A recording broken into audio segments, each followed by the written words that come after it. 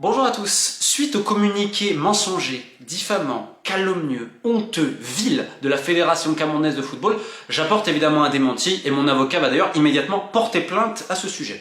Donc on m'accuse d'avoir essayé d'extorquer Samuel Eto'o en demandant de l'argent pour je ne sais pas, pour pas sortir des infos liées à une affaire de racket d'ailleurs en sélection. Je vais vous montrer la seule conversation que j'ai eu avec Samuel Eto'o. Alors peut-être qu'on va pas très bien voir.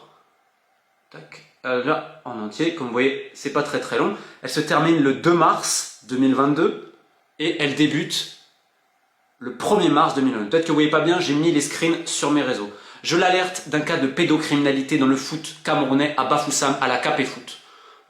Ce pourquoi Samuel Eto'o me dit « Si vous avez les preuves de ce que vous dites, vous venez, vous m'envoyez, etc. » Je lui envoie un audio qu'une victime a accepté, que j'envoie à Samuel. Je donne ensuite quelques précisions comme vous pouvez le voir. Et là il me dit « J'ai besoin de plus de preuves, ça fera parole contre parole. Vous n'avez pas de message privé. » Et là il me dit que les familles ne doivent pas avoir peur, c'est noté.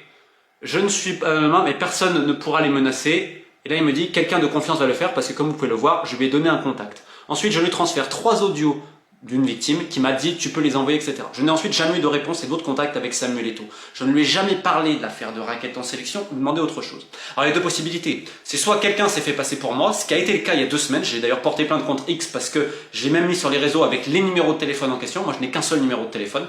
La deuxième possibilité, c'est que tout simplement la Fédération camerounaise a inventé tout cela pour essayer de noyer le poisson. D'ailleurs, vous remarquez que pour ces histoires de raquettes, elle ne dément pas. Elle dit qu'elle va même essayer de faire la lumière. Alors c'est bien commode. Bien entendu, je remarque que des gens sont plus rapides pour mentir que pour agir, surtout dans la protection des enfants. La seule discussion que j'ai eu avec Samuel Eto'o, c'est pour lui prévenir des cas de pédophilie qui touchent des enfants de 8 à 12, voire à 13 ans à la KP Foot à Bafoussam. C'est tout. Pour le reste, je ne préfère rien dire. La justice va intervenir. J'attends évidemment des excuses très vite de la Fédération camerounaise de football et qu'on fasse la lumière sur tout ça. Et si Samuel Eto'o il a besoin de me parler, il m'appelle parce qu'il n'est pas concerné par le racket en sélection, mais ça concerne des membres du staff technique. Donc je serais ravi de lui expliquer par téléphone. Par contre, les mensonges comme ça, stop.